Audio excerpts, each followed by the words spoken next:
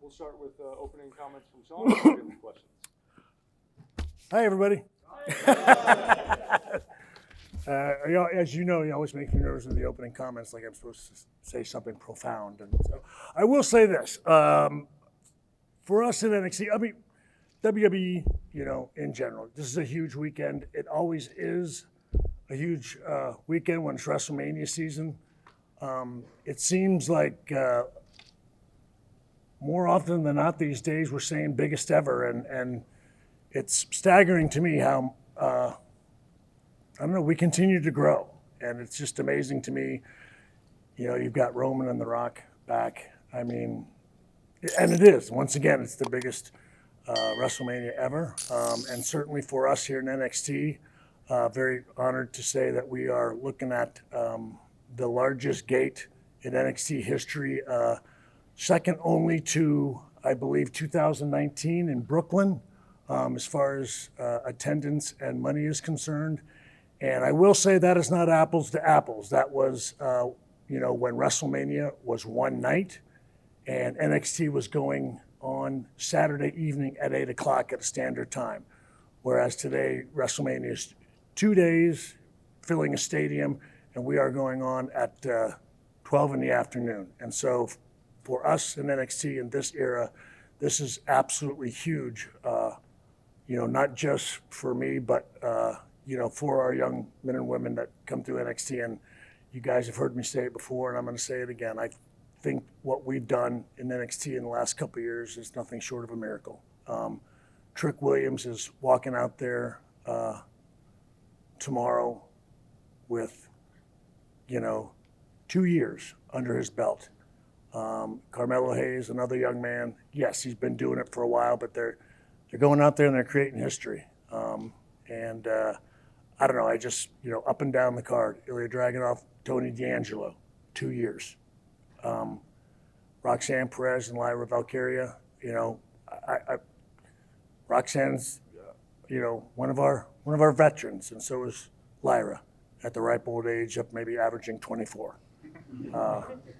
Won't be long before they're over the hill. Again, I'm just, as I always am, I'm just so proud of what we've accomplished and how hard they all work for us. So anyway, I'm just thrilled about that. Obviously, from a business standpoint, we're doing pretty well this quarter. I think we're up, as what I now understand, the key demos and all that kind of stuff, up 31%, which is, again, just the mind-blowing to me. I will say this. My kids in NXT, they came in the door and they always heard about the black and gold. And we're obviously very proud of the history of NXT and the black and gold. But I think it's time for them to have, as the kids say today, to give them their flowers. What they've done in the last couple of years has just been unbelievably amazing. And I am so proud of them. And like I said, this is where, again, the soft little old man in me gets very emotional because I'm so proud of what they've done. And I can't wait for them to just have a fantastic show. And I hope all of you tune in and enjoy it. And I guess with that, we will start with the questions. Just raise your hand. Great. Hi, Shawn. It's Alistair from Metro in the UK. Sure. I wanted to ask you about Ava. We've seen her kind of transition into a different role. I was wondering what your assessment was of her development, and can we still expect to see her back in the ring? So what's the goal there? Well, look, from a ring standpoint, we'll wait and see on that, to be perfectly honest, because she is doing a fantastic job as GM. It was something that I thought about it, a long time ago, but it was one of those things where, okay, well, we'll wait to see if that looks like it presents itself. After, some time in the ring and doing everything with Schism, felt like it was time to go there. Her development has been fantastic. I'm very proud of her. She's getting very comfortable in that role. I think the timing that we did it, which again, we did not know that The Rock was going to come back and have quite the presence that he has here now. And that's one of those things that I always enjoy it when we're not planning on doing something and it just turns out even better as we're doing it. And again, she has done a fantastic job. She's great at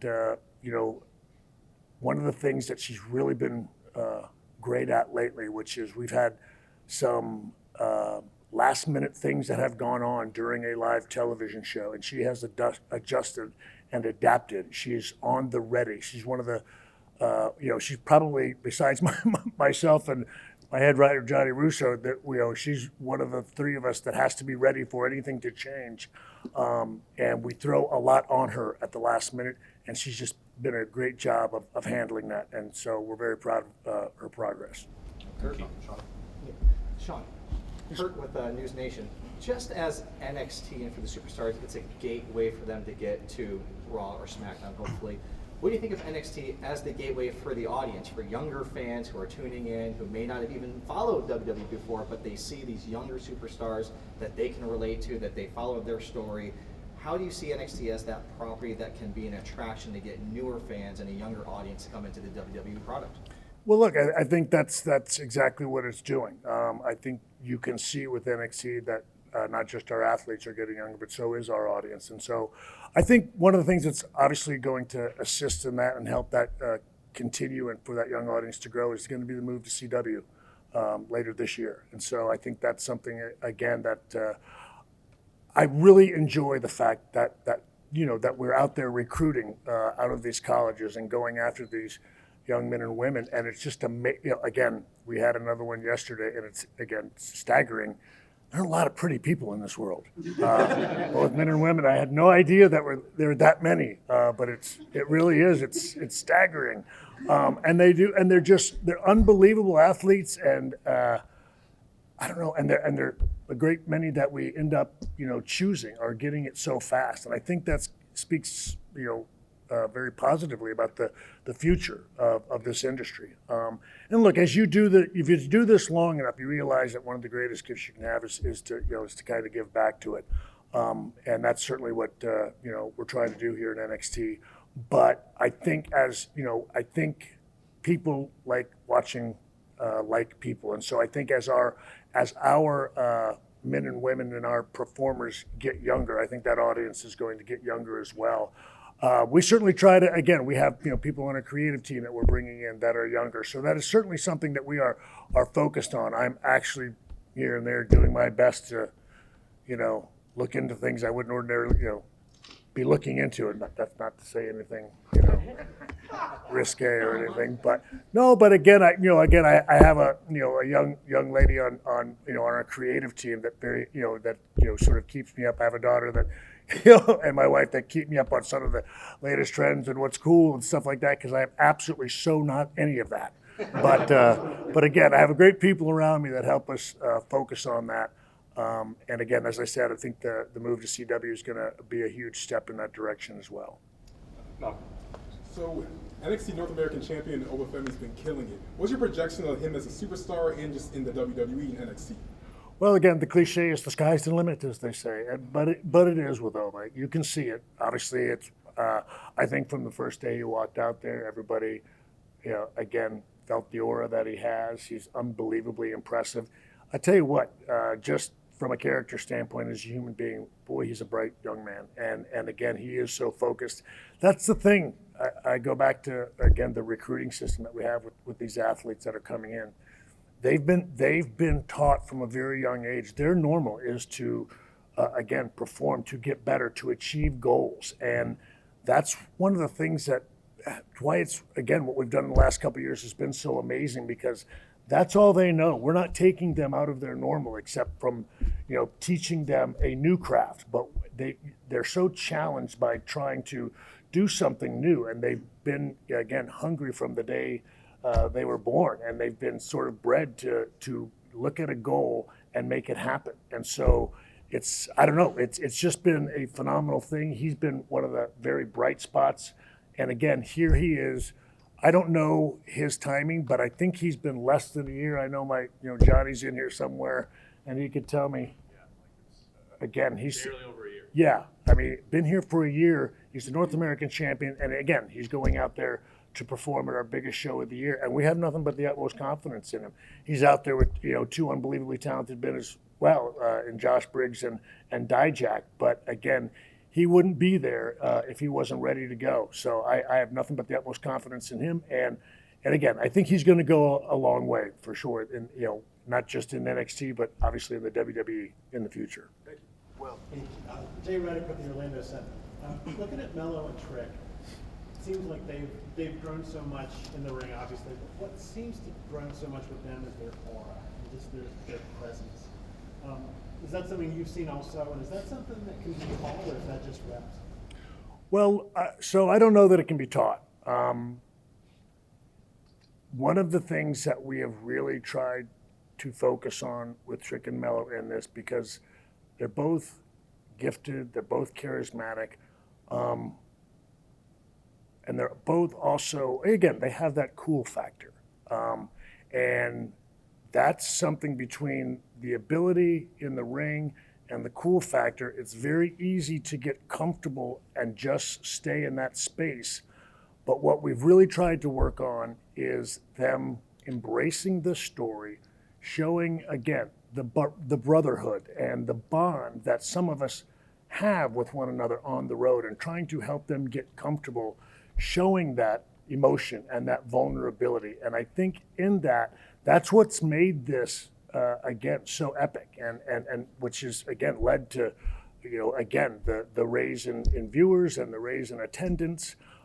It's because those two have not just connected again on that cool level or that athletic level, but they've also shown the viewer that again they have a range in them. And I think when you put all those things together, it creates that aura that you're speaking of. Certainly it helps, like I said, that they both come in with just the that it factor that we talk about all the time but can't really define. They certainly have that, but they've been two guys that I am very thankful for, that have trusted me in going to places emotionally that they may or may not have been comfortable with, and embracing that, and now them looking at the largest gate in NXT history, and them going like, okay, this is really working, this is exciting, and they're also doing something that is absolutely monumental and historic, and helping them understand to embrace that as well. There can, as I've told each of them, there can only be one first. And and again, everybody remembers their first, no matter what it was in, and it's something special, and that they will have to themselves for the rest of their lives, and for them to truly understand that and enjoy that and embrace that, because again, it's absolutely, staggering. Again, it's mind-blowing what it is they're doing, and that's happening in NXT. It's happening in the developmental brand of the WWE. And I want them to understand how big that is, and to enjoy this moment that they're about to have tomorrow afternoon. Thanks, Shawn. Hi, I'm Lexi from 2K with WWE Games. With it being WrestleMania week and with all the nostalgia, I would just love to hear your thoughts and your remembrance of your ladder match with Razor Ramon and Mania 10, since it is in WWE 2K24. Yeah, well, again, that goes back to the first, and that's something that I was talking about with Mello and Trick. I was so fortunate to have so many of those here in the WWE, and again, when they're at their age, they're again, those guys, then they're really over the hill at 27. But again, but to understand how important that is, and and now all these years later, again, for it still to be highlighted as that. And again, in the games, I just came a little while ago from signing action figures, and still signing that photo of me diving off the ladder. And so it really is, you have to understand, when I got into this at 19 years old, my dad asking me, my goodness, what if you don't have something to fall back on? What are you going to do? You get hurt, you get injured. What is going to happen with the rest of your life? And it's 40 years later, and I'm getting the opportunity to sit here in front of all of you. And Mello and Trick and so many of the men and women on our roster at Stand and Deliver are going to have the opportunity to do that, to understand, again, at that tryout, letting those young athletes know it can literally change your life. And I don't know, again, I can't help, but I know I get like that every time we do these things, but that's where I'm at now at this place in my life. And I can see the road that they're going down. And I just want them to make the most of it, to enjoy it, to embrace it, because, you know, I'm hoping that each and every one of them have the opportunity to be 58 and sitting here in front of, you know, your children. You know what I mean? You know, doing interviews and being able to talk about being in a 2K game. So again, it really does. It's never lost its meaning to me. And again, as you guys continue to come out with that, it keeps reminding me of it, and it's a beautiful and glorious thing. Two more guys. Shawn, Matt Tucker, Fight Hub TV. Kind of piggybacking off of that last question, how satisfying is it personally to go from your Wild DX days with Hunter to running things with Hunter and absolutely crushing it? Well, that's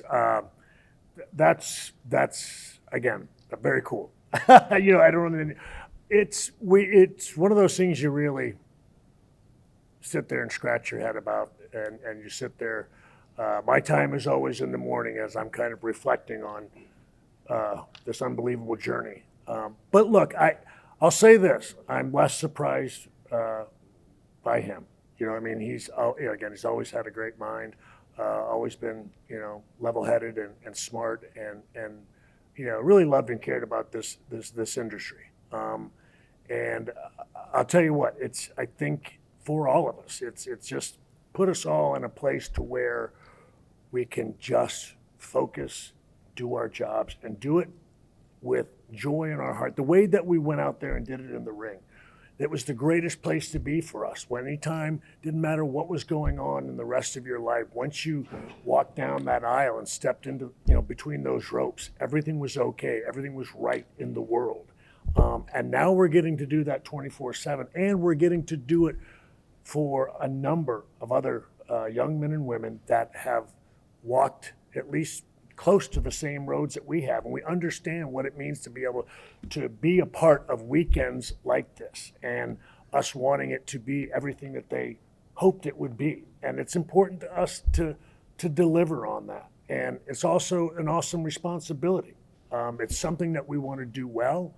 It's something that we want to make sure we don't screw up. It's very important to us. This is still the same company that has given both of us all the wonderful things we have in our life. This is to be stewarded in a very positive way, and we take that role very seriously.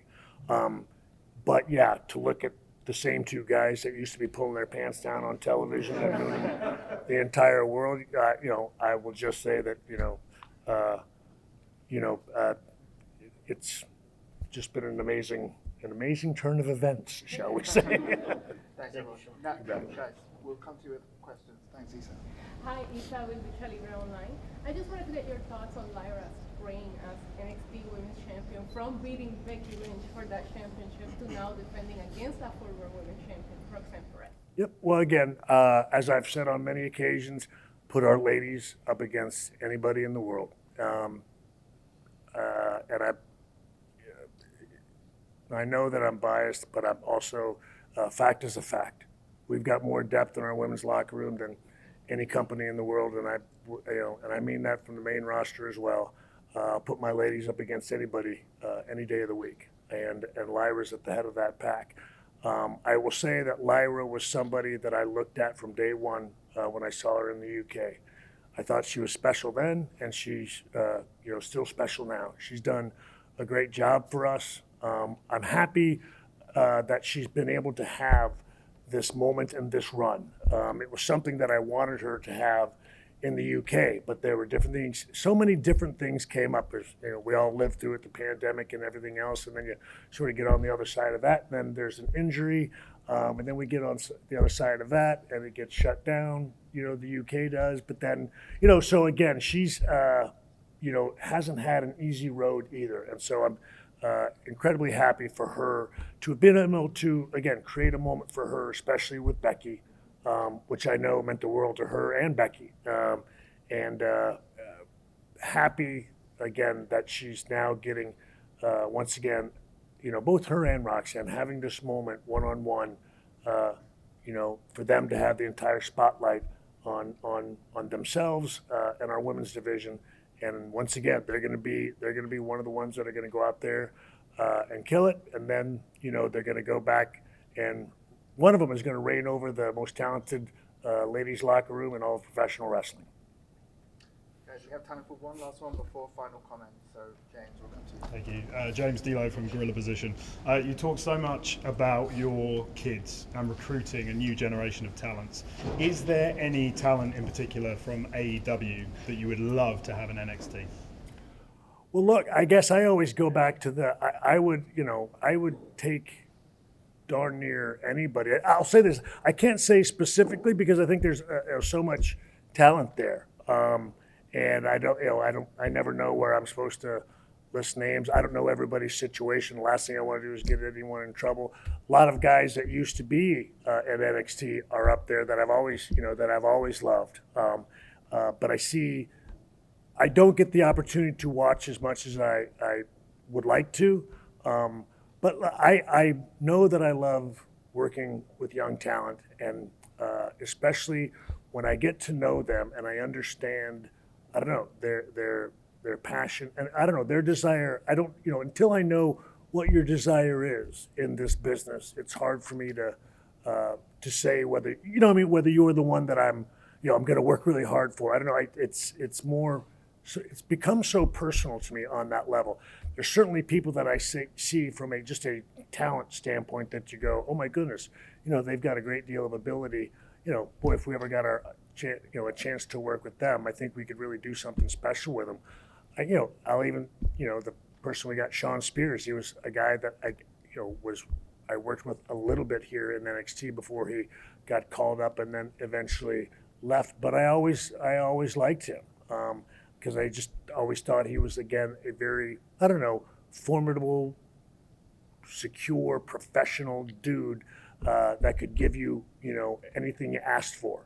And so I'll say this, we enjoy working with darn near anybody and trying to make them better than whatever, they were doing before, whether it's coming out of college or with you were with another promotion. I do know that if you'll give us at NXT the opportunity to work with you, I think we can get you at least closer, a hell of a lot closer to your goals and what you want to accomplish out of this business than anybody else, because that's what we do, and we work really hard at doing that. So we're more than happy, whether it's AEW, whether it's Japan, TNA, go around the globe. I'm really excited about NXT having the opportunity to make anybody's career better than what it is they're currently doing, and allow them to have the opportunity to enjoy weekends like the one we're about to have. Amazing, thank you. Thank you, sir. Thank you, everyone. Let's pass back to Shawn for any final comments ahead of the show. Look, I don't know that I have any. Just looking forward to again, an incredible show this weekend. I don't know. Always, again, I thank you guys for doing this for us. I thank you again, whether it's good, bad, or down the middle. All of the help with promoting NXT and supporting us. Look, I know everybody in this room, for one reason or another, is a wrestling fan at some point. And I don't know, none of this stuff works without all of us, whether we agree with each other or we don't. I don't know, none of that stuff has ever really bothered me too much. Everybody's got a different opinion. They got different things they like and they don't like. We try to do our best to make it enjoyable for everybody.